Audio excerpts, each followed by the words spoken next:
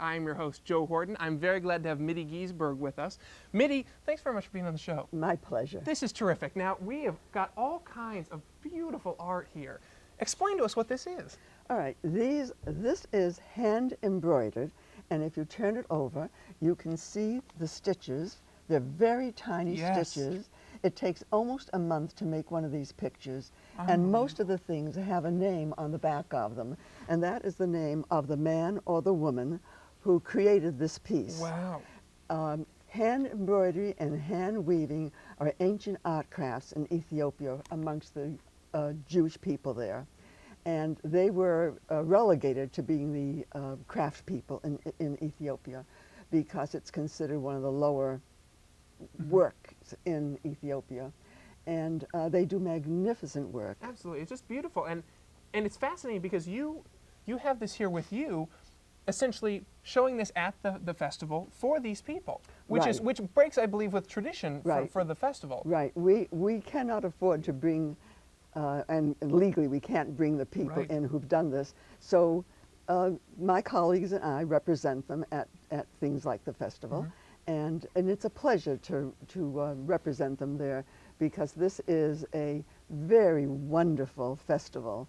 And it's not only exciting for the vendors, but it's very exciting for the attendees who come there to see all these beautiful things. Absolutely. And now, Middie, you're very involved in the North American Council for Ethiopian Jewry. Now, I think it's something that people wouldn't even say. They'd say, Ethiopian Jewry?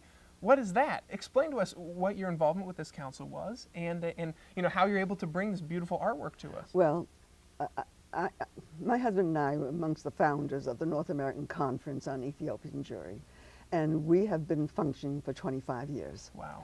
And we have been involved with these people. My husband and I, we live in Los Angeles, and we led the first mission of the American Jews into Ethiopia to see who these people were. We did not know that there were black Jews in Africa. We went there with about 10 of us from around the United States, and we fell in love with these people. They not only are beautiful to look at, but they are absolutely the loveliest people. All Ethiopians are just lovely people.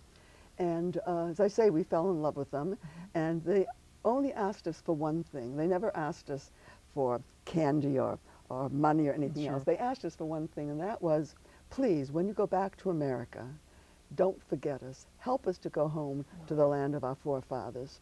And that's what we've been doing for 25 years. And it's a great joy for us because it's the only thing my husband and I have always been involved in social action of one kind or another. But this is the first time that we've ever been involved in anything where from day to day you can see the progress of these young people. They come from Ethiopia where there was no education available at all in the mountain villages that they lived in. So the adults are totally illiterate in any language. The children and their parents come to Israel, they go into the schools, they fail in the schools in the morning, the government schools. It's as though you put a blindfold across your eyes. Now, I've done this, so I advise you to try it. But you put a blindfold in front of your eyes, and people talk to you in language that you've never heard before. And how are you going to be able to follow their directions? You can't. It's very disconcerting. And so we take, if a school asks us for help, we take all the Ethiopian children out of one school, and we bring the best teachers in. We take 8 children to one teacher, and we teach them immediately after the morning session in the same school. And we start the afternoon session off with a hot, nutritious lunch because their tummies are empty. And once their tummies are full, they just take off, and they're eager to learn. And within a year, these children explode out of failure to grade level and above. Many of the kids go to schools for bright children. They all go on, mostly go on to very good high schools. And there are hundreds of these young people out of these villages in Ethiopia who are in the finest universities in Israel today, graduating with the same degrees as any Sabras, any native Israeli, and getting the same jobs. There's no glass ceiling.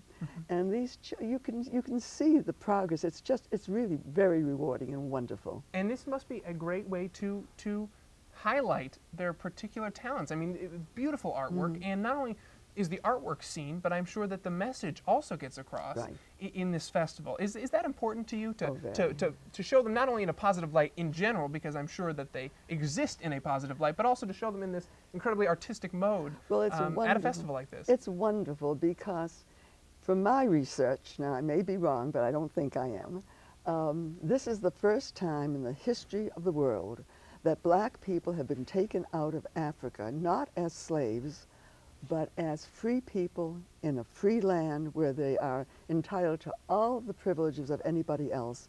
And that is really very special. And these young people come in and they do extremely well. And it's very rewarding. It makes you feel like you're 10 feet tall and you are doing something that makes it well worth your spending time on this earth. Sure, sure. And absolutely for them as well to have their gifts discovered in that way, because I think we're all aware that, you know, a lot of times if somebody is not there to bring that out of you, it's not found. It's just, it goes to waste, and we can tell by this. I mean, incredible. And let's show some of these over here. Grab one of those. I mean, it's amazing work, and the craftsmanship is so fine on This these. is King David and Bathsheba and her attendants while he is composing on his harp. Wow. And this one, and that is a pillow cover. Now, many people Yes. buy these things, and instead of using them for what they're made for, they frame them and put them on the walls. Absolutely beautiful. And this is a matzah cover. It's Passover, and the 3 matzah crackers go in here. Right. And this is the story of Moses and his brother Aaron pleading before the Pharaoh with the snakes ready to spring. You know, let my people go. Absolutely. And it really, what's so wonderful is it really, it makes the story come alive. It does. So, It's beautiful. Middie, thank you so much for being here. This is Thank you. terrific. My pleasure. It's the Festival of Jewish Artisans. All kinds of stuff going on there. Social action as well. Check out this stuff. It's just beautiful. It's amazing stuff. Amazing story behind it. Thank you, everybody, for watching tonight. Please stay tuned to our shows and check out the festival. It's November 12th and 13th of this year. Thanks very much for watching, guys. See you later.